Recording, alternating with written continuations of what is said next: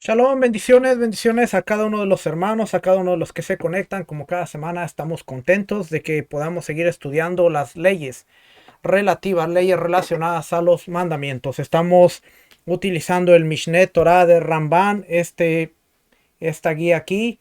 ah, Llevamos varios meses ya estudiando las leyes relativas, no los mandamientos en sí, sino las leyes, todo lo que abarca alrededor de los mandamientos. Y de verdad que hemos aprendido muchas cosas, hemos estado viendo muchas cosas que desconocemos cuando hablamos de los mandamientos. La semana pasada empezamos a hablar acerca de la santificación del mes Rosh Hodesh, y yo creo que este es uno de los temas más importantes que podemos hablar, porque dentro de el caminar, el despertar, dentro de lo que se conoce como raíces hebreas, una de las cosas que más problemas está teniendo es entender la legalidad, a la jurisdicción que se tiene en cuanto al Sanedrín y en cuanto al calendario. Podemos ver grupos que de hecho dicen, no es necesario no es necesario un calendario porque nosotros podemos establecer nuestro propio calendario. Podemos ver otros que dicen, no, podemos utilizar el libro de Enoch y el libro de Jaser y así poder ver cuándo es el calendario.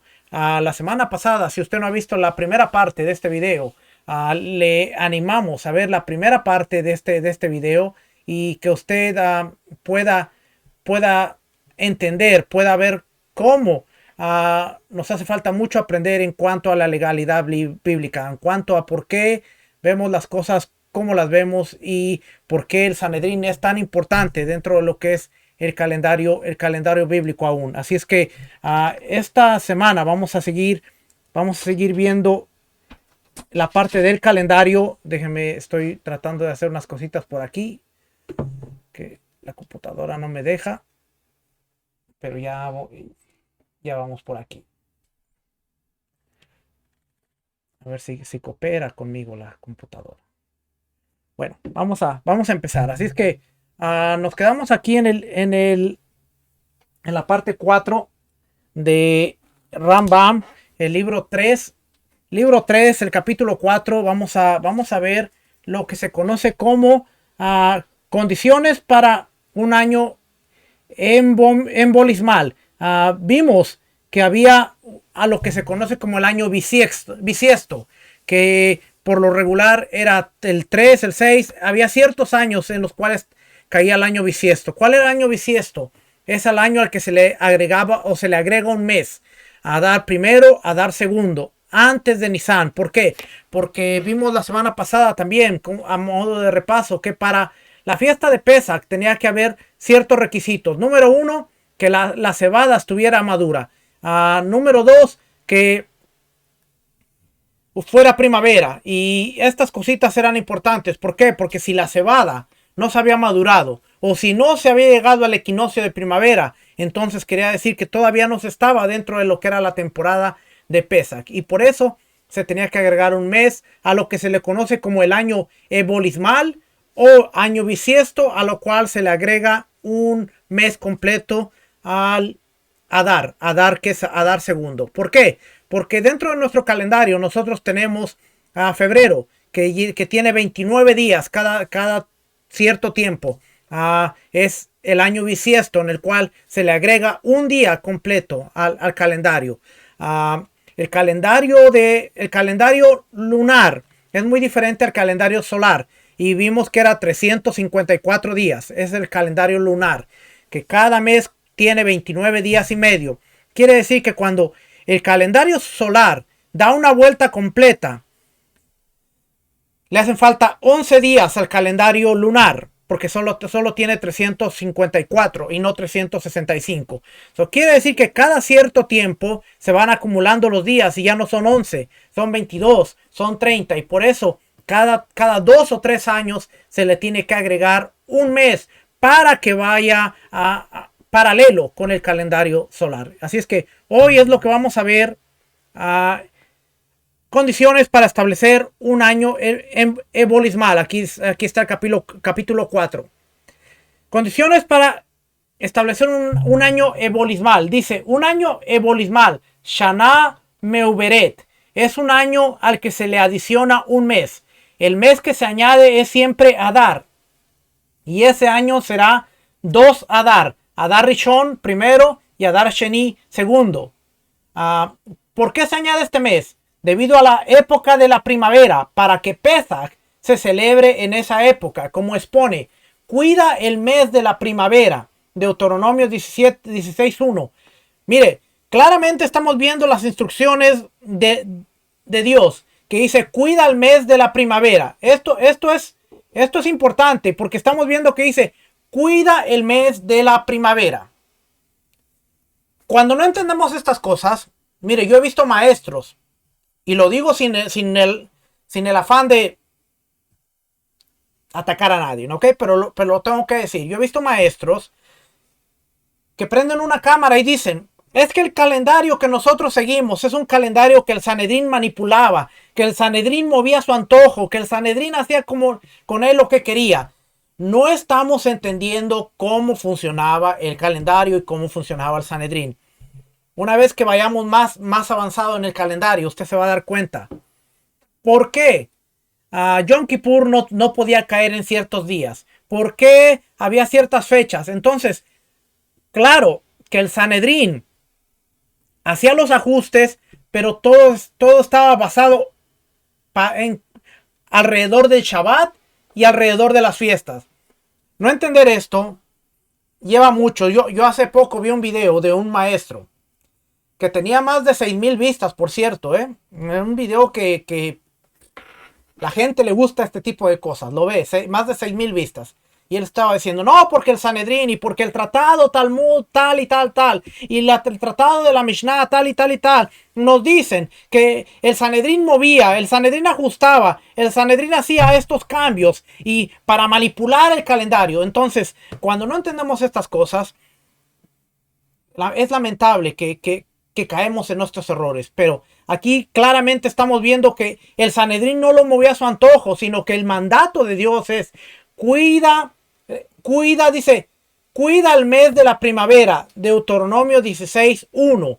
Claramente estamos viendo que nos dice, cuida el mes de la primavera. La primavera tiene que caer, o más bien, Pesach tiene que caer en la primavera. Si no se guarda o si no se le añade un mes al calendario, imagínese, cada 3 meses se va retrasando 30 días porque va corriendo. El calendario termina y todavía quedan 11 días. El calendario termina y ahora quedan 22 días. El calendario termina y ahora quedan 30 días. El calendario termina y ahora quedan 41 días, 55, 66. Pesach iba a venir terminando a celebrarse en el otoño, porque el calendario iba corriendo. Entonces, por eso es que vemos este tipo de cosas. Pero vamos a seguir leyendo para que... Dice, cuida el mes de la primavera, Deuteronomio 16:1, es decir, este mes, Nisan, que caiga en primavera. Y si no fuera porque se agregara a este mes, Pesach, sería a veces en verano y a veces en invierno. Así es que, lo primero, ¿por qué le estoy repitiendo todo esto? Porque yo quiero que usted entienda. Y cuando usted escucha argumentos de este tipo, el Sanedrín manipulaba el calendario a su antojo, usted vea que se está cumpliendo un mandamiento bíblico. No es que lo esté moviendo a su antojo, es que se están asegurando de que Pesach caiga en primavera. Y la única forma de que Pesach caiga en primavera es que cada 2 o 3 años se agregue un mes, porque el calendario solar, el calendario lunar y el calendario solar son muy diferentes. Y esa es la razón. Así es que, tan fácil de entender. Tan fácil cuando lo estudiamos y cuando lo vemos desde la perspectiva correcta. Cuando no, es difícil. Cuando no es difícil porque nos lleva a no tener ese entendimiento. Así es que vamos a seguir leyendo. Por 3 causas se declara un año ebolismal: la estación de primavera, la maduración y los frutos de los árboles. ¿Qué significa ello?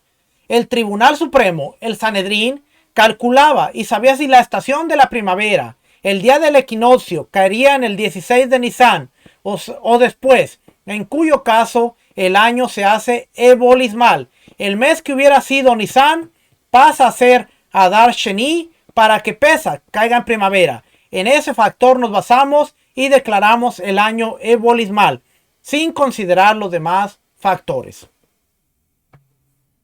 ¿Ve? Claramente estamos viendo aquí a través de la Mishnah, como dice, tres cosas. La maduración, primero la estación de la primavera, que cayera, que Nisan estuviera dentro de la primavera. La maduración y los frutos de los árboles. ¿Qué significa? Que para el 16 de Nisan, cuando fuera primicias, la cebada, que es lo más importante, la cebada estuviera madura para poder traer Bikurín, que eran las primicias de la cebada, y pudieran presentarse delante del altar de Dios, porque tenía que traerse el Omer de la cebada. No podía empezarse el conteo del Omer si no había cebada. Entonces, uno, que Pesach cayera en primavera, o más bien Nisan cayera en primavera, porque se celebraba Pesach. Dos, la maduración de la cebada, los frutos estuvieran ahí, porque tenía que haber primicias el 16 de Nisan, que es 2 días después de Pesach, cuando era primicias. Es que 3. Asimismo, el Tribunal Supremo, si el Tribunal Supremo vio que aún no llegó primavera, ¿cuándo debe madurar la cebada? ¿Qué es lo primero que madura? Porque el brote es tardío, y que los árboles frutales, que por lo general florecen en época de Pesach, no han florecido. Nos basamos en estos dos factores y declaramos el año ebolismal o bisiesto, a pesar de que la estación caerá antes del 16 de Nisan, para que haya cebadas maduras, de modo que se pueda hacer la ofrenda del Omer el 16 de Nisan, de acuerdo a Levítico 23:9, y para que los frutos estén florecidos, como sucede siempre en la época de la primavera.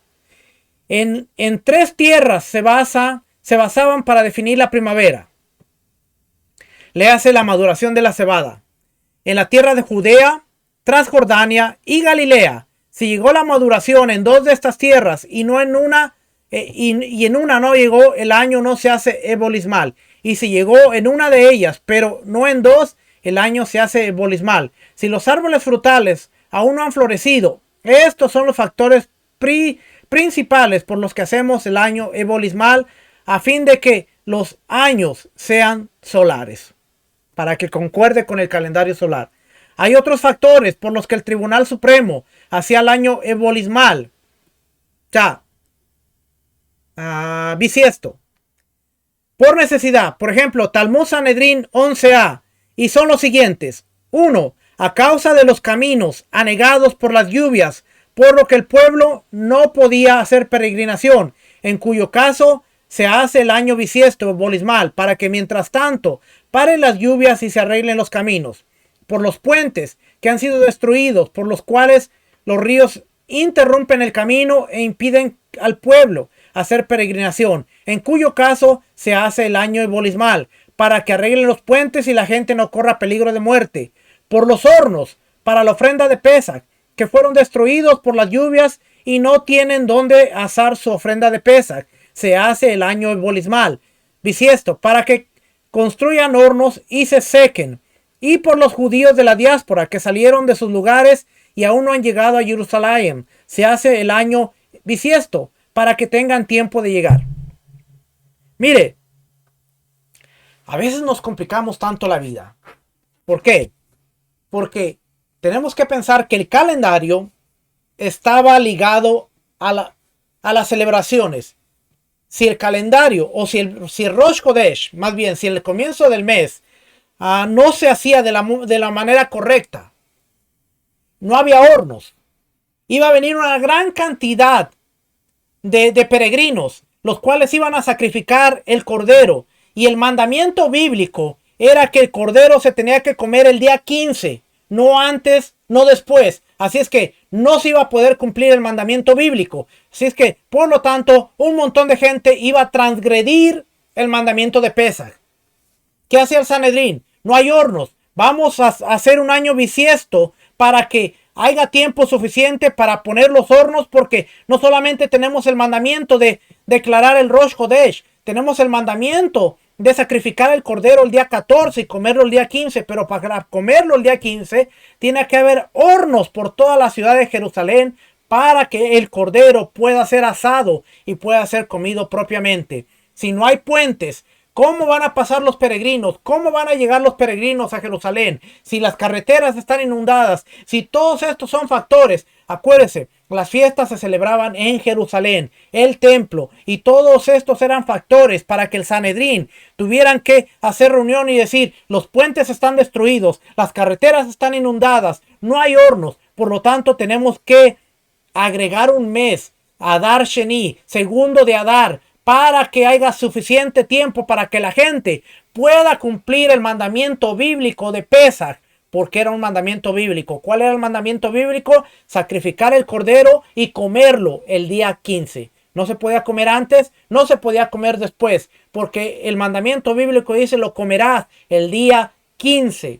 Así es que todo esto era lo que hacía que el Sanedrín, la jurisdicción bíblica, se reunieran y dijeran, tenemos la necesidad de agregar un mes, Adar Sheni, porque no hay cebada, no hay carreteras, no hay puentes, no hay hornos, por lo que usted quiera, pero había una necesidad. Y este era el trabajo del Sanedrín. Por eso era tan importante el Sanedrín, porque el Sanedrín dictaba cómo la gente podía cumplir los mandamientos de la manera correcta.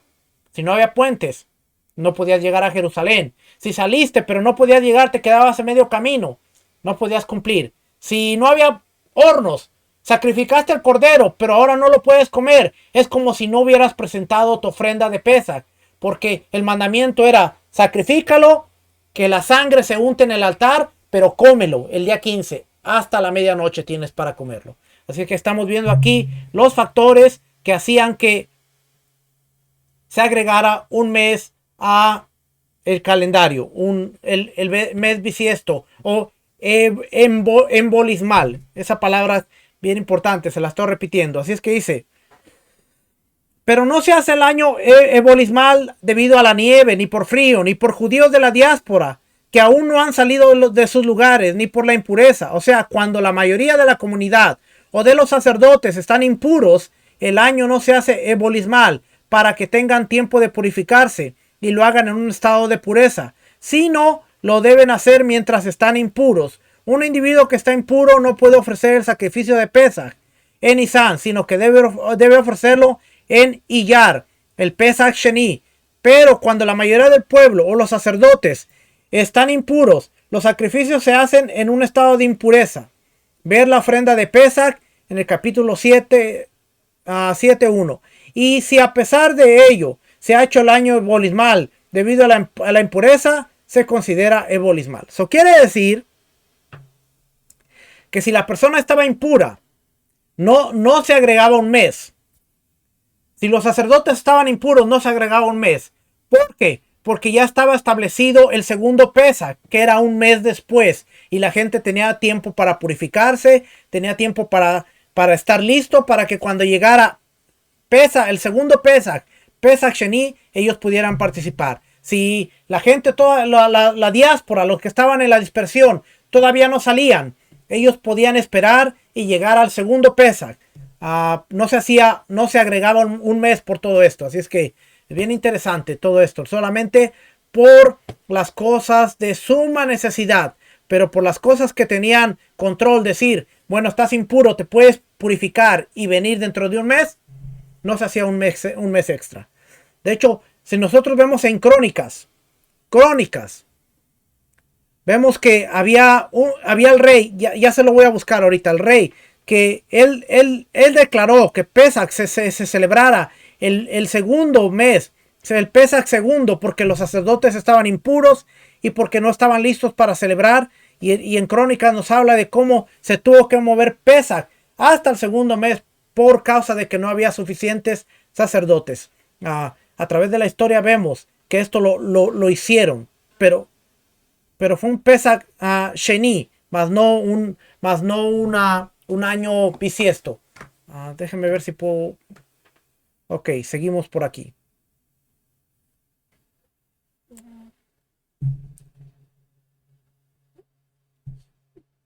Estamos aquí. Dice, ¿qué significa? Que hay factores por los cuales no se hace un año embolismal, pero que contribuyen en caso que un año deba declararse ebolismal, por la estación, por la maduración o por los frutos de los árboles. Estos son cuando no han nacido todavía las cabras y los corderos, y si hay pocos, y por los pichones de la paloma, que aún no tienen color amarillo. No se hace un año embolismal para dar tiempo a que las cabras y los corderos estén disponibles para las ofrendas de Pesach, y las palomas aptas para la ofrenda de presentación, Corbán Reía, en alusión a los que expone el versículo de Barim, Deuteronomio 16:16, o para aquellas personas que están obligadas a llevar palomas como ofrenda. Por ejemplo, una parturienta, una mujer que dio a luz, Levítico 12:8. No obstante, se utilizan estos factores como apoyo para hacer el año embolismal. Y usted dirá, ¿y esto qué es importante? Cuando empezamos a estudiar, hermanos, nos damos cuenta de que todo esto era importante. ¿Por qué? Porque el cordero de Pesach tenía que tener un año, no más. O sea que un año era después de 8 días de haber nacido. Hasta antes de cumplir un año era un cordero o una cabra para la segunda ofrenda, que era la hagigá. Se tenía que presentar. No tenía que tener más de un año. Había ciertos requisitos para la ofrenda de Pesach. No era de que agarra cualquier cordero, sino que era un macho de un año. Tenía que tener menos de un año. Tenía que tener menos de un año. Y de 8 días para adelante se podía presentar como ofrenda el cordero. La cabra, ¿por qué la cabra? Porque esa era la segunda ofrenda. Deuteronomio 16:16 dice: 3 veces te presentarás delante de Adonai, tu Elohim, en el lugar que le haya escogido, Jerusalén, y no te presentarás con las manos vacías. Todas las personas tenían que traer una ofrenda, y esa era la segunda ofrenda, la hagigá. Esta es la ofrenda por la cual nosotros ponemos un huevo en el ceder de Pesach, que mucha gente decía, no, eso viene de Babilonia. No, el hueso corresponde al Corbán Pesach, a la ofrenda de Pesach, al cordero. Pero el huevo corresponde al segundo animal que se traía como ofrenda, que en este caso era de las cabras. Y ahí está en el ceder. Pero cuando no estudiamos es más fácil decir, oh, el huevo es pagano, viene de Babilonia, y yo por eso no lo pongo en mi ceder, porque eso, los judíos lo trajeron de Babilonia. No.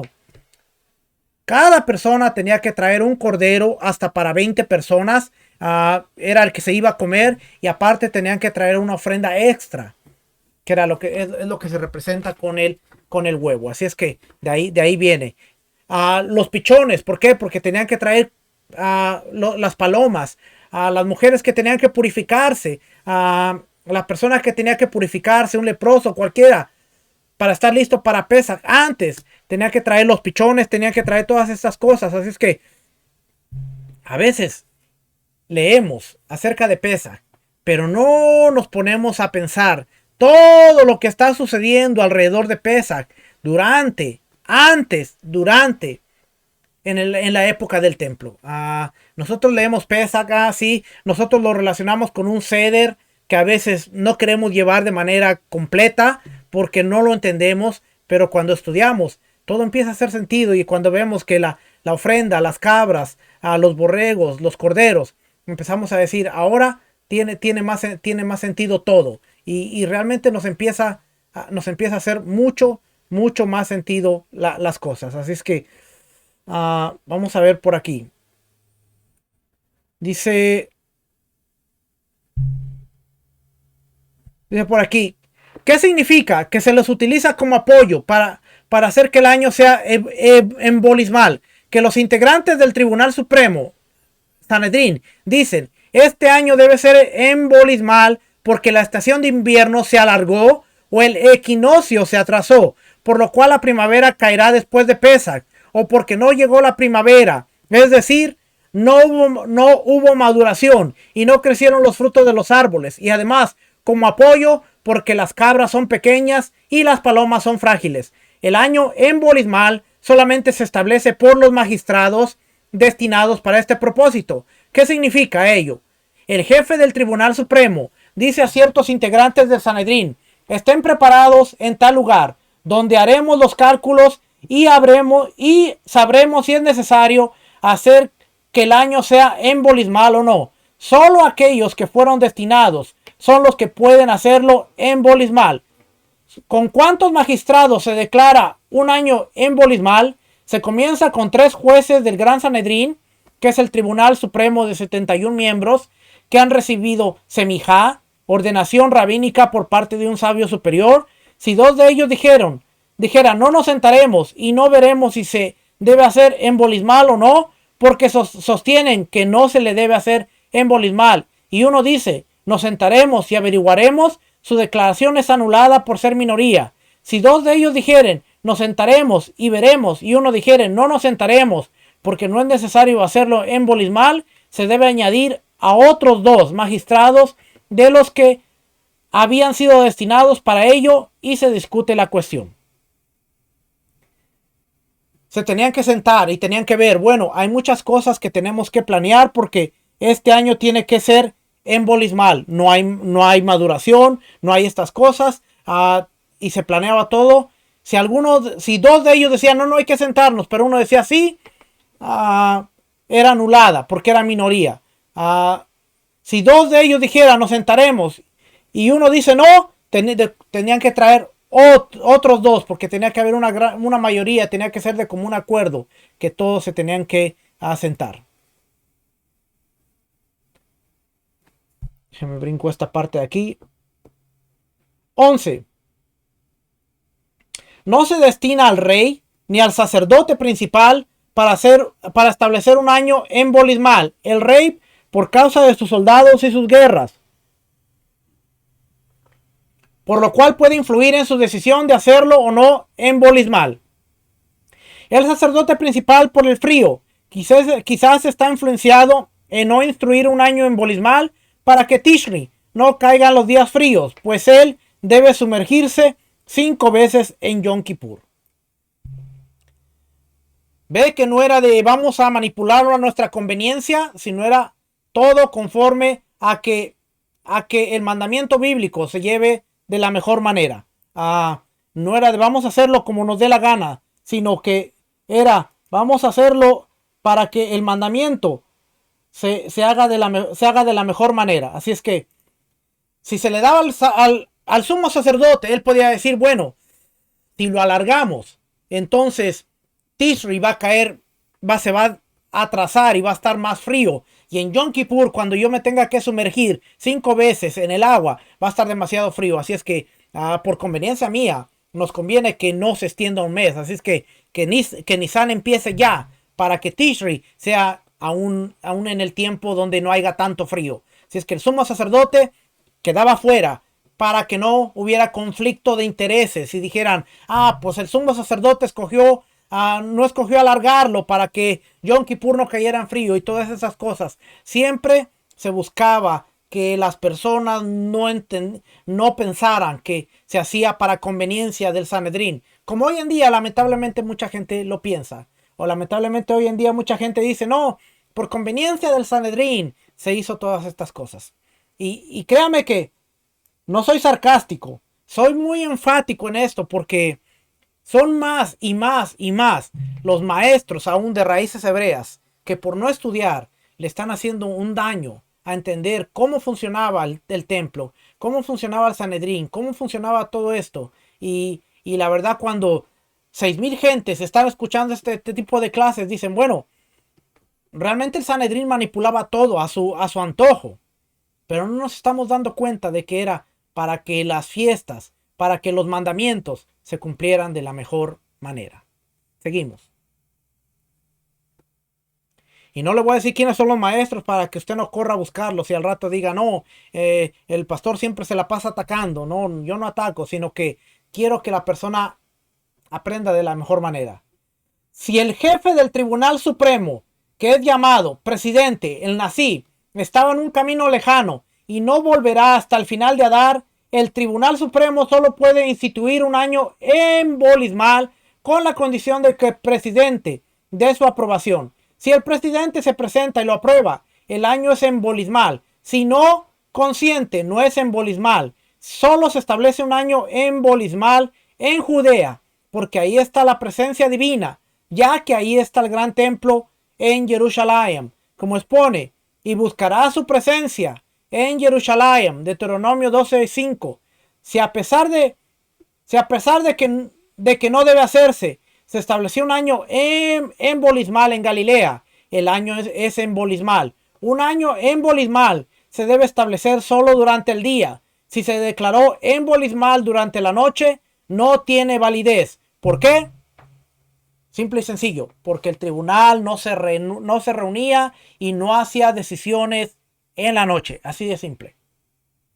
El Sanedrín en toda su historia no se reunía en la noche para discutir ningún tipo de asuntos. Bueno, y el Sanedrín que se reunió para hacerle juicio a Yeshua, ya ese es otro asunto, pero a través de la historia vemos que en ningún momento el Sanedrín se reunía en la noche para hacer ninguna decisión. Si es que siempre era durante el día, ahí podemos deducir cómo fue el juicio de Yeshua. Era inválido, porque ellos no se reunían durante la noche. Pero ese es asunto de otro tema, no vamos a hablar ahí de eso. El Tribunal Supremo puede calcular, fijar y saber qué año será embolismal cuando lo desee, incluso para varios años, pero no se declara tal año es embolismal, sino después de Rosh Hashanah, ya que si declara antes de Rosh Hashanah, las personas podrían olvidar de esto hasta Nisan, implicando que no se cuidaran de Hametz en el tiempo correcto. Esto se declara. Este año es embolismal y esto es así solo en una situación apremiante. Por ejemplo, si se sospecha que el gobierno impida establecer el año embolismal cuando corresponda, pero si no se trata de una situación apremiante, se anuncia el año embolismal solo en el mes de Adar cuando se establece. Este año es un año embolismal y el próximo mes no es Nisan, sino Adar Sheni. Si antes de Rosh Hashanah anunciaran el año que viene será un año embolismal, dicha declaración carece de validez. Estamos hablando de cuando el templo estaba de pie. ¿Por qué? Porque si ellos decían antes de Rosh Hashanah, el año que viene será embolismal, la gente quizás lo iba a olvidar y para cuando llegara el tiempo de guardar el mandamiento de Hametz, no iban a saber si hoy es Nisan o es Adar o en qué tiempo estaban. Así es que tenían que ir en el transcurso de cómo se declaraba Rosh Chodesh en los meses. Pero en el tiempo de Hillel Nasi, el Hillel II, cuando él declaró el calendario para hasta la venida del Mesías, ya quedaron establecidos y ahora ya sabemos cuándo es un año bisiesto embolismal y cuándo no. Por ejemplo, este año que estamos a punto de terminar tuvo dos Adar primero y Adar segundo, fue año bisiesto. El que viene es un año normal de 12 meses. El que viene, creo yo, no estoy seguro, necesito checar, pero creo que es normal. Dentro de 3 años volvería a ser un año de 13 meses, pero tenemos que ir checando el calendario y hasta ahí está establecido. Solamente le estoy diciendo, no tengo un calendario a mano, no le puedo decir con exactitud, pero ya está establecido ahí. Así es que, ¿qué más podemos ver aquí? 15. No se debe establecer un año embolismal en un año de hambruna, pues todos se apresuran a los graneros para comer y vivir, por lo cual es imposible extender el tiempo de la prohibición de comer de la nueva cosecha. Está prohibido consumir la nueva cosecha hasta haber ofrendado el Omer, el 16 de Nisan. No se debe establecer un año embolismal en el 7º año, es decir, el año sabático, ya que todo el mundo tiene derecho a tomar los cultivos que crecen por sí solos y no habrá para ofrecer el Omer y los panes de ofrenda en Shavuot. Transición al calendario preestablecido. Todo lo que dijimos con respecto al establecimiento de Rosh Chodesh por el avistamiento que leímos en el capítulo 1, la clase pasada, y ahí la declaración del año embolismal por la época, la estación, la maduración, etcétera, o debido a una necesidad, caminos anegados, puentes rotos, etcétera, solo puede ser llevado a cabo solo lo puede llevar a cabo el Sanedrín en la tierra de Israel o un tribunal de jueces de la tierra de Israel que posea semijá y que el Sanedrín les haya concedido autorización, pues así les fue dicho por Moshe y Aarón. Este mes será para ustedes el primero de los meses. Éxodo 12:2. Y por la transmisión oral de maestro a alumno, desde Moshe Rabino se aprende que el versículo debe explicarse de la siguiente manera. Este testimonio se confía a ustedes y a todos los que surjan después de ustedes y que cumplan sus mismas funciones, o sea, el Sanedrín que continúa con la ley oral que se le entregó a Moshe. Pero cuando no hay Sanedrín en la tierra de Israel, no se establecen los meses ni los años embolismales, sino según los cálculos que hacemos actualmente. ¿Desde cuándo todo Israel empezó a hacer este cálculo? Al final de la época de los sabios del Talmud, cuando la tierra de Israel estaba en ruina y no quedó ahí un tribunal establecido. Pero en la época de los sabios de la Mishnah y también en la época de los sabios del Talmud hasta los días de Abai y Rabá, Talmud Rosh Hashanah 21a, todo el pueblo de Israel se basaba para definir las fechas de las festividades en lo establecido en la tierra de Israel. Cuando el Sanedrín funcionaba y el calendario se establecía en base al avistamiento, los habitantes de la tierra de Israel y de todos los lugares donde los emisarios de Tishri llegaban, observaban las festividades solo un día, y los demás lugares distintos donde no llegaban los emisarios de Tishri observaban 2 días ante la duda, puesto que no sabían el día en que los habitantes de la tierra de Israel establecieron el nuevo mes. En la actualidad, que no hay Sanedrín y el tribunal de la tierra de Israel establece el nuevo mes, de acuerdo a estos cálculos, correspondería que en todo el mundo se observaran las festividades por solo un día, tal como está escrito en la Torá, pues todo el motivo por el cual se celebran 2 días es por la duda, y la misma desapareció con los calendarios establecidos, incluso en los lugares distantes que están fuera de la tierra de Israel, al igual que todos los habitantes de la tierra de Israel, ya que todos se basan en el mismo calendario para establecer el nuevo mes. Pero los sabios establecieron que se conservara la costumbre de los antepasados y las festividades se celebraran 2 días. La razón de esto es por miedo a que los no judíos eviten que se les transmita a los judíos de la diáspora la tradición del calendario para sus descendientes, en cuyo caso deberán confiar de nuevo en la información transmitida desde la tierra de Israel. ¿A qué se refiere esto? A que, como ya hemos visto en clases pasadas, Tishri, Rosh Hashanah, se celebra 2 días. La mayoría de las fiestas en la diáspora, en la dispersión, se celebran 2 días. ¿Por qué? Porque esto tiene que ver con los emisarios, cuando salían y no se sabía cuándo llegaban. Entonces, todas las fiestas se celebraban 2 días. Ahora estamos viendo que aquí nos dice que ya no habría necesidad, porque hay un calendario establecido y todo mundo sabe cuándo es Rosh Chodesh, por lo cual se debería celebrar solo un día. Pero los sabios dijeron que se debía conservar la tradición de los antepasados. Y en la mayoría de comunidades judías fuera de la tierra de Israel se celebran las fiestas 2 días. De hecho, muchos hacen el segundo Seder de Pesach el día 15. El día 16 más bien. Eso quiere decir que comen Pesach al caer la tarde del 14, cuando empieza el día 15. Y al siguiente día vuelven a hacer otro Seder de Pesach igual, porque ellos lo celebran por 2 días. Claramente estamos viendo aquí que no habría necesidad. La única fiesta que ellos dijeron que se tenía que hacer un día y no 2 era la de Yom Kippur, porque imagínense, no podemos ayunar ni 25 días. ¿Qué sería ayunar 50 días, 2 días corridos? Dijeron que tenía que ser un día. Así es que yo pienso personalmente que si lo celebramos un día, estamos cumpliendo con el mandamiento bíblico. Si lo celebramos 2 días, estamos yendo un paso extra y se nos da un mejor mérito. No quiere decir que estamos haciendo algo extraordinario, simplemente nos estamos esforzando aún un poquito más y no tiene nada de malo, al contrario, es de más gozo, de más alegría. Pero si usted lo celebra el día el día de la celebración, estamos cumpliendo. Ahora, lo establecido por los sabios, el Sanedrín y toda la jurisprudencia es que en la diáspora se celebren 2 días. Eventualmente podemos llegar ahí. Sí, yo pienso que sí podemos llegar ahí. Pero sería distinto. Yom Kippur 25 horas, no 25 días, 25 horas.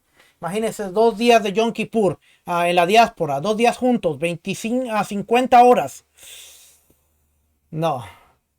En la diáspora Yom Kippur quedó establecido como un solo día, pero es el único. Los demás quedaron establecidos como 2 días. Ahora, pudiera ser un solo día, pero eso ya es otro tema que podemos hablar otro día. Pero le estoy presentando los datos de dónde viene y el por qué. Vamos a ver por aquí.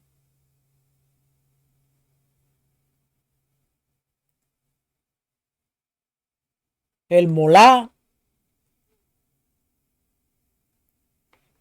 Cuando se definían los meses por el avistamiento de la luna, los jueces del Tribunal Supremo hacían cálculos y sabían con suma precisión el horario, que sería la conjunción de la luna con el sol. ¿Cómo hacían los astrónomos para saber si se avistará o no la luna el día 30 del mes?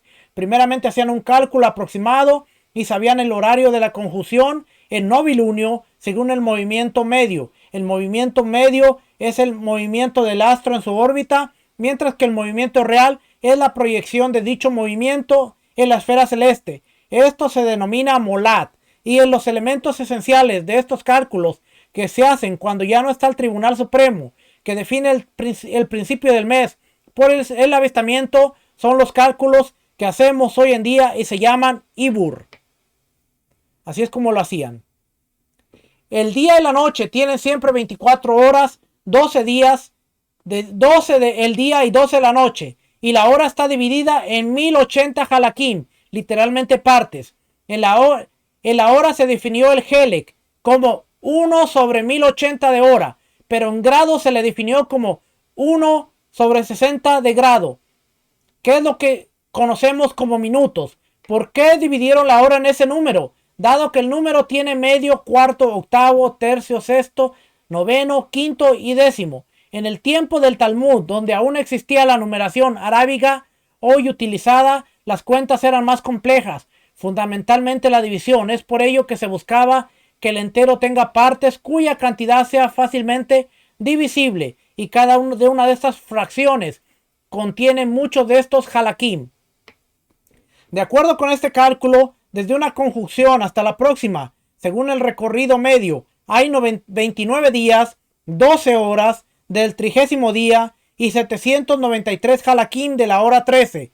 Este es el tiempo entre molad y molad, y esto es lo que se denomina mes lunar. Si el año lunar tuviera 12 de este tipo de meses, tendría 354 días, 8 horas y 876 halakim. Y si fuera embolismal y tuviera 13 meses, tendría 383 días, 21 horas y 589 halakim. Y el año solar tiene 365 días y 6 horas. Resulta que la diferencia entre un año solar y un año lunar es de 10 días, 21 horas y 204 halakim. Si descontamos las semanas que conforman el mes lunar, nos quedarán un remanente de un día, 12 horas y 793 halakim, cuyo signo mnemotécnico es 1, 12, 7, 93. Y a esto lo llamamos el remanente del mes. Del mismo modo, cuando agrupamos los días del año lunar en 7, obtenemos que en un año común el remanente será de 4 días, 8 horas y 876 halakim, que por cuanto llega a 7 días, no lo podemos agrupar. Cuyo simán es 48,876. Vea qué tan complicado. Y esto lo manejaba el Sanedrín. Ya esto lo llamamos el remanente de un año común. Si el año es embolismal, el remanente serán 5 días, 21 horas, 589 halakim, cuyos imanes 5.21, 5.89. Todas estas cuentas son sumamente interesantes porque estamos viendo que el Sanedrín no solamente se sentaba, ya que vamos a discutir hoy. Pues vamos a ver, no.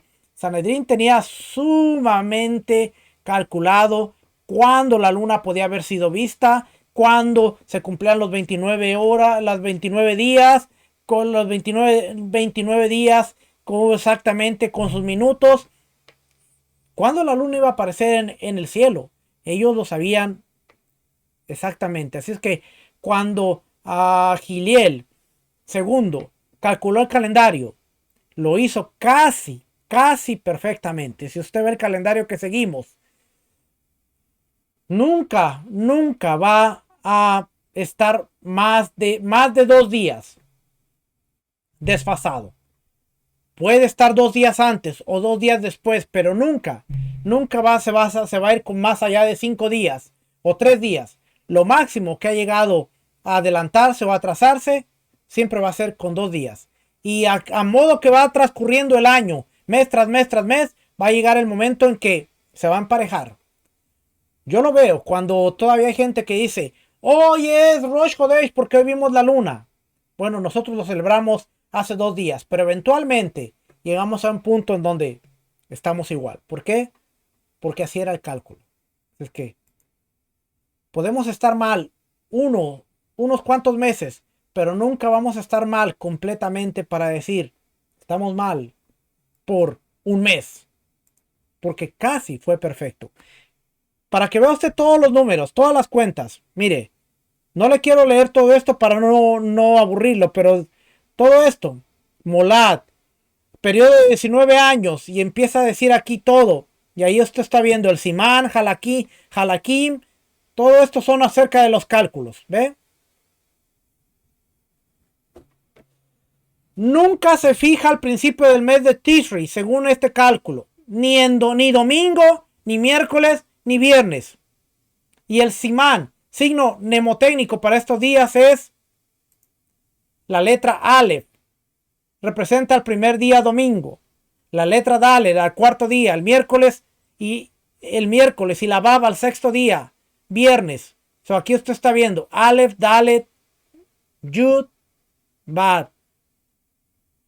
Esta es una numeración. Celebrarlo 2 veces tiene que ver con asegurarnos que le celebramos en el día correcto, de acuerdo al día en su ciclo lunar. Exactamente, mi hermano, eso es lo por el cual se celebraba 2 días. Buena pregunta eso. Así es que aquí está viendo, mire, el mes de Tishri, de acuerdo a todos los cálculos que están ahí atrás, no se celebraba ni en domingo, ni en miércoles, ni en viernes, de acuerdo al Simán o el valor numérico que tenía. Y aquí estamos viendo por qué. Y aquí era lo que yo le decía al principio, que mucha gente dice, no, el Sanedrín manipulaba. Pero vamos a ver por qué. Porque había un Simán, había un valor numérico en cuanto a los ciclos lunares, el ciclo solar y todo el remanente y todo esto. Todo este cálculo.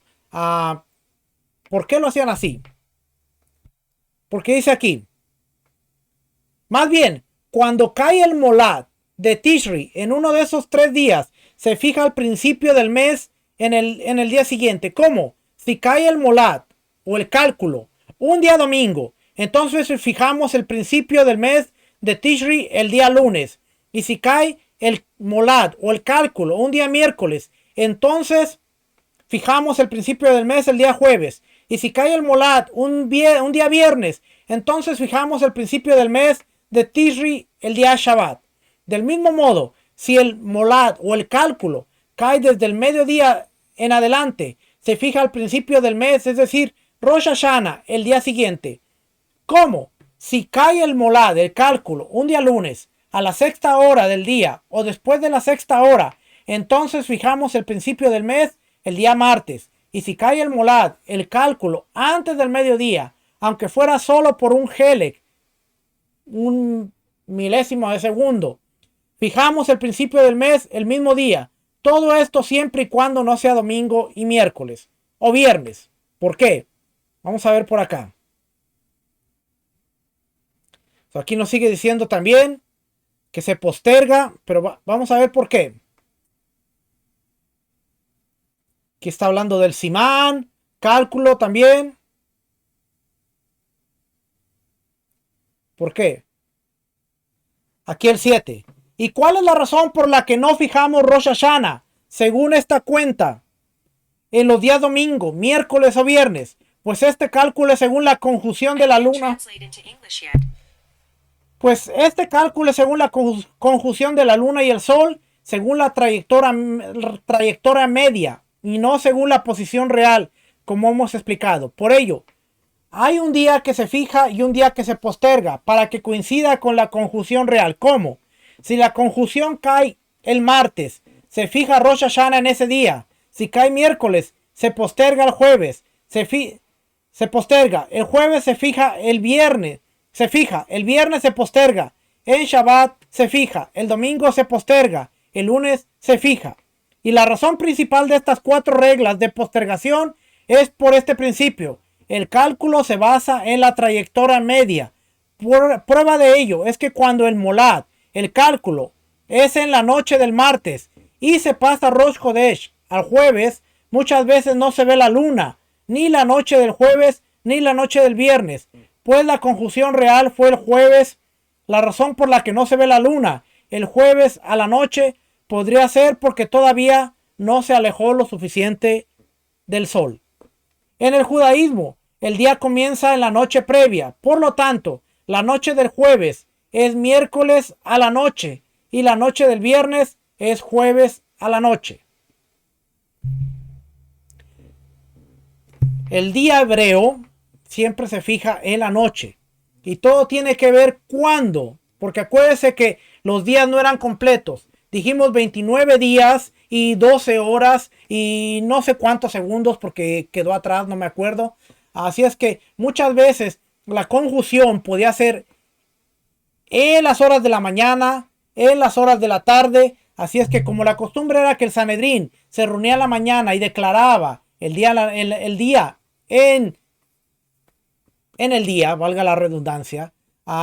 Por eso el cálculo está así, que cuando se miraba el jueves, realmente era el jueves en la noche. Así es que se tenía que declarar el viernes. Cuando se miraba el domingo, por lo regular era que se veía a la hora que se veía. Y la hora que llegaban los testigos, entonces se movía. Todo tenía que ver con el cálculo que ellos hacían. Y cuando realmente era la conjunción y por qué lo movían. No era para manipular el calendario, sino para estar lo más correctamente posible. Vamos a seguir leyendo. ¿Qué dice aquí? El mes lunar tiene 29 días y medio. Este medio es el que hace la diferencia, porque no es un día completo, sino son 12 horas. 29 días, 12 horas y 793 halakim, que son como segundos. ¿Ok? Así es que ahí está. Y no podemos decir que Rosh Chodesh, principio de mes, es en el medio del día. De modo que parte del día sea del mes anterior y parte del mes posterior. Pues está escrito hasta un mes de días. Números 11:20. Y de este versículo aprendieron los sabios que el mes está compuesto de días, pero no de horas. Ahí tiene la respuesta. ¿Por qué? Porque si la conjunción era durante las horas de esas 12 horas y 793 segundos, entonces se le agregaban al siguiente día y se declaraba Rosh Chodesh en el siguiente día. O se tomaban de ese día y se declaraba Rosh Chodesh en ese día. Todo tenía que ver cuándo era que se veían. Podía considerarse como Rosh Chodesh ese día o se pasaba al siguiente día. Y dentro de eso quedó la regla que vimos aquí atrásito, donde dice domingos, miércoles o viernes se tenían que cambiar.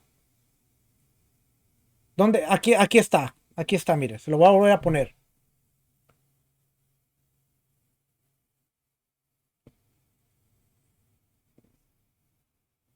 Nunca se fija al principio del mes de Tishri. Ni el domingo se movía para el lunes, ni el miércoles se movía para el jueves, ni el viernes se movía para Shabbat. Así es que domingo se movía para el lunes. Lunes se declaraba lunes. Martes se declaraba martes. Miércoles se movía para el jueves. Jueves se declaraba el jueves. Viernes se movía para el Shabbat. Y Shabbat se declaraba el Shabbat. Así que los únicos días que se movían era domingo, miércoles y viernes. Los demás días se declaraban el día que se veía.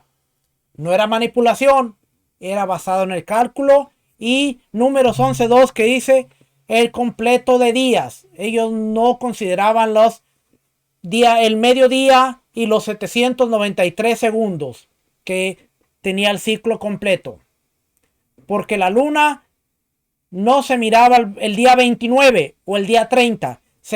La conjunción se daba el día 29 con 12 horas y 793 segundos. Ahí la luna hizo conjunción. Entonces ahí se movía o se quedaba en ese día. ¿Okay? No era manipulación, era... Ya usted me entiende, ¿verdad? Ya. Vamos a leer un poquito aquí, ya vamos casi para la hora. Capítulo 8 nos vuelve a decir lo mismo. El mes lunar tiene 29 días y medio, 793 halakim.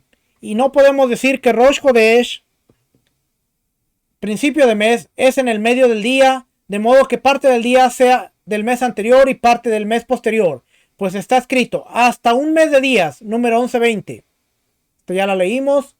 Por lo tanto, hay meses lunares llenos y otros carentes. Los meses carentes son los que tienen 29 días, pese a que el mes lunar es mayor y a esto en horas. Y los meses llenos son los de 30 días, pese a que el mes lunar es menor a esto en horas. Y para esto, y es para no calcular horas en el mes, sino días completos. Si el mes lunar fuera simplemente de 29 días y medio, los meses serían uno lleno y otro carente, y los años tendrían 354 días, 6 meses, 29 días y 6 meses de 30 días. Pero dado que los halakim se acumulan los segundos y se hacen horas y días, hay años en que hay más meses carentes que llenos, y hay años en que hay más meses llenos que carentes. El día 30 siempre lo consagramos Rosh Hodesh, según este cálculo. Si el mes previo fuera carente, entonces el día 30 será el Rosh Hodesh del mes posterior. Y si el mes previo fuera lleno, el mes siguiente tendrá 2 días en que son Rosh Hodesh. El día 30 será Rosh Hodesh, dado a que parte de él es el principio del mes, pero será considerado el final del mes. Y el día 31 será Rosh Hodesh, desde el cual se comienzan a contar los días del mes. Y es el día en que se fija el mes. Así, según este cálculo, hay meses con un solo día de Rosh Hodesh y meses con 2 días. Y ya se lo voy a explicar. Mire.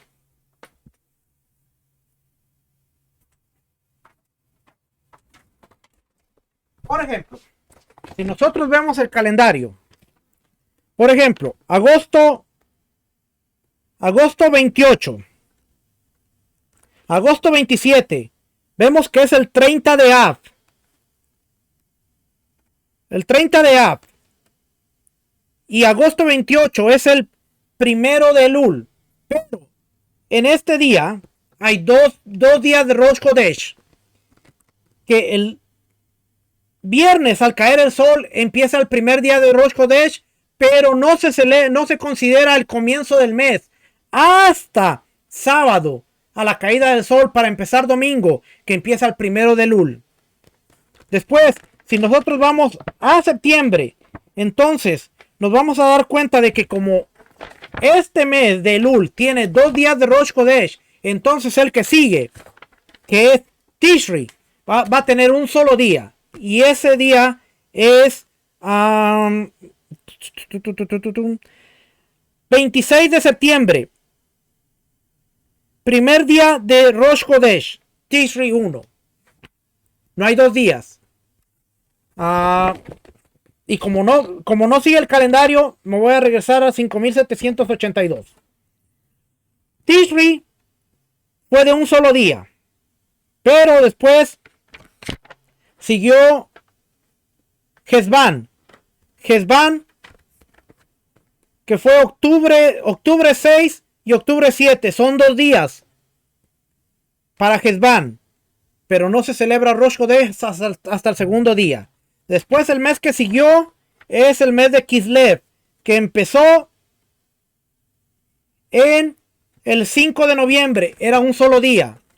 Entonces el que sigue tiene que ser 2 días. Y lo vemos en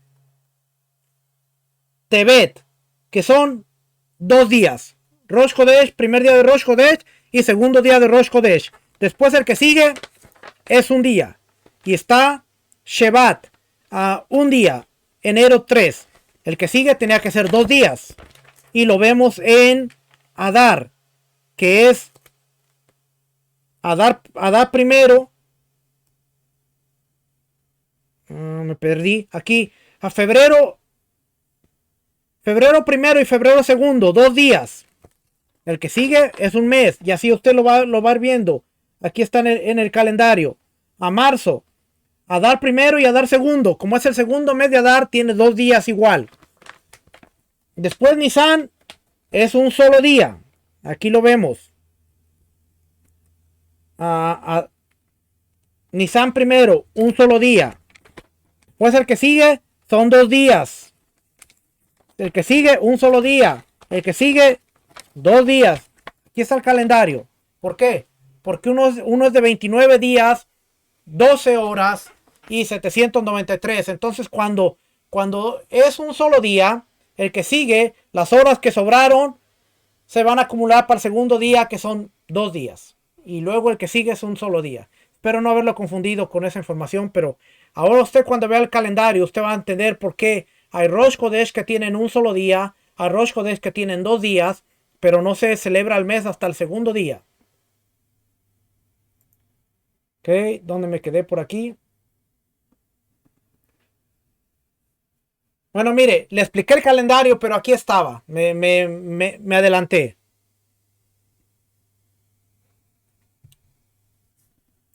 El orden de los meses llenos y carentes, según este cálculo, es Tishri siempre es lleno, un solo día. Tebet, carente, 2 días. Tebet, un mes lleno y uno carente. ¿Cómo es? Tebet, Shevat, lleno, Adar carente, Nisan lleno y Dar carente, Sivan lleno, Tamuz carente, lleno, Elul carente. Y el primer Adar es lleno y el segundo Adar es carente. Lo que le acabo de explicar a través del calendario. Uno de un Rosh Chodesh de un día, otro de 2 días.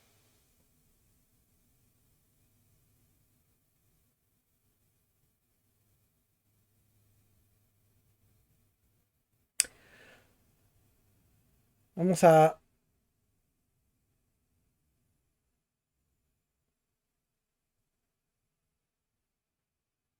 Cálculo de las estaciones del año. Hay discusión entre los sabios de Israel respecto al año solar. Hay quienes dicen que tiene 365 días, más un cuarto de día, que son 6 horas. Es la opinión de Shemuel en el Talmud de Eruvin 56a. Y hay quienes dicen que es un poco menos de un cuarto de día. También entre los sabios de Grecia y Persia existe la misma discusión. Ptolomeo y Albatani, los grandes astrónomos de Grecia y Arabia, sobre quienes se basó Ramban su criterio. Quienes sostienen que son 365 días y un cuarto de día, les sobra en cada ciclo 19 años, 1 hora y 485 halakim. Y entre cada estación habría 91 días, 7 horas y media. Y cuando sepas qué día y a qué hora es una estación, cuenta de ellas hasta la próxima y de ellas a la tercera y así sucesivamente hasta el fin del mundo. Bueno, esto es acerca de las estaciones.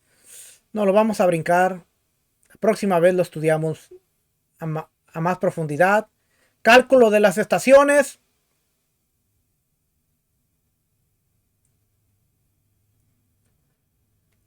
Introducción al cálculo necesario para saber si se avistará la luna.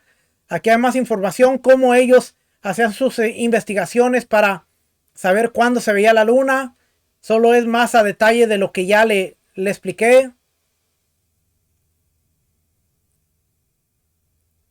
Los principios que debe saber toda persona cuando se inicia en el estudio de cálculos de astronomía, bien sea para el cálculo del avistamiento como para cualquier otro cálculo, son los siguientes. La circunferencia se divide en 360 grados. Cada constelación zodiacal ocupa 30 grados, comenzando por la constelación de Aries. Cada grado se divide en 60 minutos, cada minuto en 60 segundos y cada segundo en 60 terceros. Y así sucesivamente, en la medida de que quieras tener mayor precisión, divide todo el tiempo que desees. Eran unos cálculos que tenían que ver con las constelaciones. Ahora, esto es importante porque ellos estudiaban astronomía y no astrología. ¿Qué quiere decir? Que ellos miraban la posición de las estrellas y los cuerpos celestes para calcular el tiempo y no las constelaciones como Aries, Tauro, Géminis, como la astrología, que eso era lo que hacía otro tipo de gente, pero no Israel. ¿Ok? Le digo eso porque usted ve aquí que dice Tauro, Géminis, Cáncer y va a decir, bueno, entonces ellos también adoraban las constelaciones. No, pero era un punto de referencia. ¿Por qué? Porque las constelaciones estaban en 12 grados alrededor del calendario y por eso siempre vemos que Aries, que es el carnero, por lo regular siempre va a estar durante el tiempo de Pesaj. Y cuando nosotros vemos eso y vemos que el carnero de Aries, tiene una relación sumamente con el carnero con el mes de Pesaj, el mes de Nisan, pero no me hagan entrar por ahí que me pierdo y nos vamos por otro lado. El Sol, la Luna y el resto de las 7 estrellas, Mercurio, Venus, Marte, Júpiter y Saturno, recorren cada una su órbita a velocidad constante. Nunca se apuran ni se retrasan a la velocidad que va. Hoy fue ayer, irá mañana y así todos los días. Y las órbitas de ellas, si bien circunvalan al mundo, no es el mundo el centro de ellas. Por lo tanto, si proyectas el recorrido de cada una de ellas en la órbita que circunvala al mundo, cuyo centro es la Tierra, que es la órbita de las constelaciones zodiacales, variará su movimiento y resulta que el recorrido en el día de hoy sea distinto al de ayer y al de mañana. El recorrido constante que recorre una estrella, el Sol o la Luna, es su órbita, se llama recorrido y medio, y el recorrido del mismo a la órbita de las constelaciones zodiacales. Le estoy leyendo esto para que usted vea que dice aquí, mire, como ya hemos dicho, que los cálculos que explicamos en estas leyes son solamente para calcular cuándo se avistará la luna. Por ello, hemos hecho una base del cual comienzan estas cuentas. Desde el principio de la noche del jueves, puesta del sol del miércoles, teniendo en cuenta que el día comienza desde su noche anterior, cuyo día es 3 de Nisan de este año, que es el año 17 del ciclo 260, que es el 4938 de la creación, es cuando se escribió este libro del mundo, que es el año 1489 de la cuenta de los documentos, tal como era en aquella época, cuya fecha estaba relacionada a Alejandro Magno, que es el año 1109 de la destrucción del segundo templo, y a este año lo llamamos año base de este cálculo. Estamos viendo que esto que estamos viendo es lo que está hablando Ramban, de los cálculos, está hablando del año 4938. Prácticamente hace 3000, 5700, déjenme le hago la cuenta por aquí. Si estamos, vamos a entrar en el 5783 menos 4938. Hace 845 años, cuando Ramban estaba haciendo estos cálculos. Que prácticamente son los que estamos llevando con este calendario. Él solo estaba asegurándose que el calendario estuviera bien. Después sigue aquí el movimiento del sol. El movimiento del sol. Déjeme ver por aquí. Los 12 meses de la astrología lo sacaron con las 12 tribus de Israel exactamente. Después aquí vemos los cálculos del sol.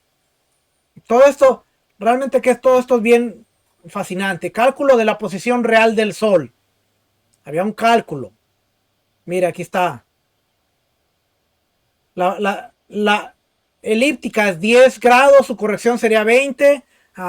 Ya le voy a enseñar algo. Porque la versión electrónica no trae la información que trae el libro, pero cálculo de la posición real de la Luna.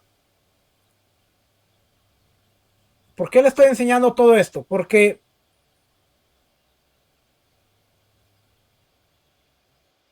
avistamiento de la Luna. Y con esto vamos a terminar. Porque casi todo esto es lo técnico. ¿Ok? Ahí se termina el Rosh Hodesh.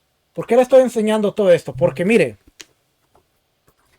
la versión del libro electrónico no trae. ¿Por qué? No sé. Por alguna razón no trae. Pero en la versión del libro, yo me acuerdo que lo vi cuando estaba estudiando, lo vi. Todos esos grados que le enseñé, los movimientos de la Luna y los cálculos de la posición real del Sol, están aquí porque en el libro ahí está explicado. Mire, ahí está la Tierra elíptica. Le estoy enseñando esto porque aquí en el libro sí lo trae. Movimientos de la Luna. Ahí está el Sol, la Tierra, la Luna. Así es que todo eso que veía de grados y tenemos que verlo con relación a estas imágenes que sí trae el libro. La versión electrónica no la trae, no se las puede presentar, pero ya usted está viendo que todo eso tiene relación a esto lo que estamos viendo aquí. La elíptica, ¿dónde estaba la Luna con relación a la Tierra, el Sol? ¿Cuál era la elíptica? Dependiendo del mes y dependiendo de la posición. Es que en el libro está, pero la versión electrónica no está. Así es que yo sé que fue un poquito técnico al final, porque leímos mucho de los cálculos, muchas cosas que quizás para nosotros no tienen sentido, para que usted vea que el Sanedrín hacía un trabajo fuerte. El Sanedrín no era de que vamos a sentarnos y el Sanedrín tenía que hacer todos estos cálculos porque ellos tenían que saber cuándo se avistaba la Luna. Una pregunta dice, si la Luna no se veía, se quedaba en el día 30 hasta la Luna aparecer. Si la Luna no se veía, como vimos al principio de este capítulo, que fue la clase anterior me parece. Si la Luna no se veía por alguna razón, el día 31, no era el día 30, el día 31 automáticamente se declaraba Rosh Hodesh. Si pasaba el día 30, no venían testigos o la Luna no se pudo ver, al día siguiente, el día 31, automáticamente ese día se declaraba Rosh Hodesh, empezaba un nuevo mes, se hacían las ofrendas y empezaba el mes. Así es que más adelante, si venían los testigos y decían vimos la Luna, pues sabían que habían hecho algo bien. Pero por lo regular está por aquí. Déjenme ver si se lo pongo para aquí para que veamos. Lo leímos por aquí. Aquí para que vea.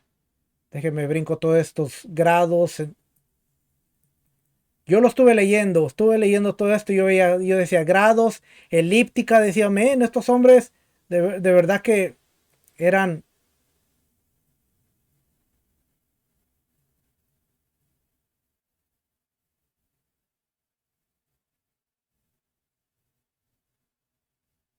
Aquí está.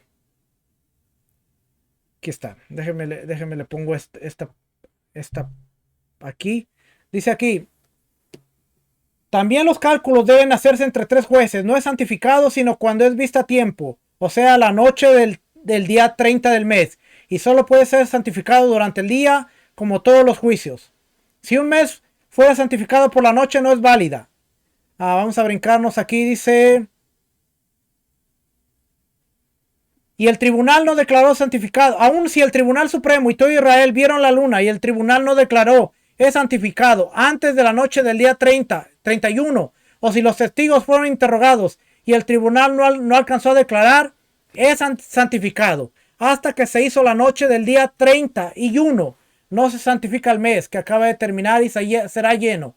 Y Rosh Hodesh será el día 31, a pesar de que la luna fue vista en la noche del día 30, pues el avistamiento no es lo que establece el nuevo mes, sino el tribunal cuando declara santificado.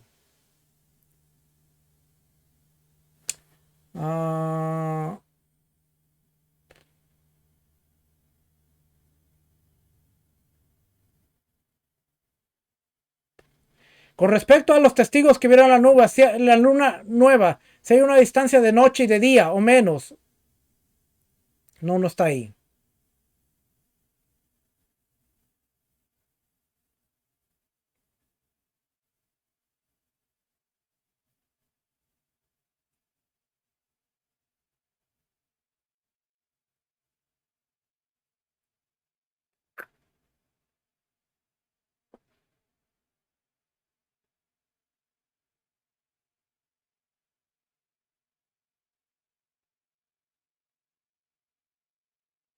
Aquí está. Si sucede que el Tribunal Supremo esperó todo el día 30 sin que se presentaran testigos y temprano a la mañana siguiente declaró el mes lleno, como explicamos en el inciso 7, entonces tiene que ser el 7. Cuando el Tribunal Supremo declaraba un mes lleno porque no se presentaron testigos durante todo el día 30, subían a un lugar preparado y hacían ahí un banquete en el día 31, que era Rosh Hodesh. No lo hacían durante la noche, sino en la madrugada, antes de la salida del sol, y no participaban de este banquete menos de 10 hombres. Solo se utilizaba pan hecho de trigo y legumbres y se comía a la hora de la seudá. Este es el banquete del precepto del mes lleno, mencionado en todos los lugares. Así que, si no se presentaban testigos en el día 30, el día 31 automáticamente el Sanedrín declaraba el día completo, como el Rosh Hodesh. Así lo hacían. Si es que lo que le iba a leer después en el 15 era...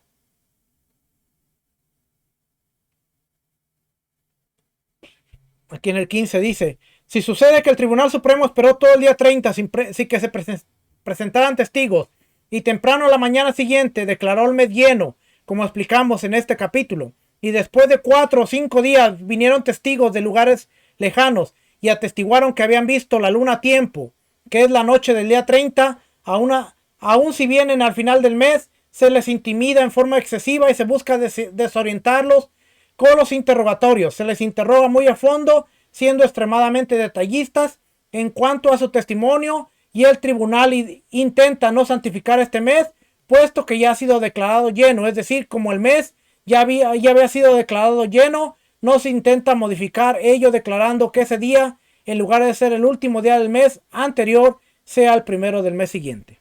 O sea, ya ha sido declarado, ya se intenta dejar de la manera que está. Es que, familia, con esto hemos terminado la santificación del mes, Rosh Hodesh. Espero que haya sido un tema que nos dé mucha luz en cuanto a todas las cosas que se enseñan y se hablan, y nosotros ahora que hemos estudiado entendamos por qué se hacía de la manera que hacía y por qué era tan importante.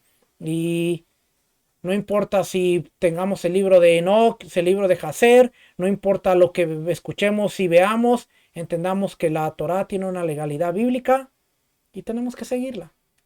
Y nada más. La próxima semana vamos a hablar acerca de las leyes de los ayunos.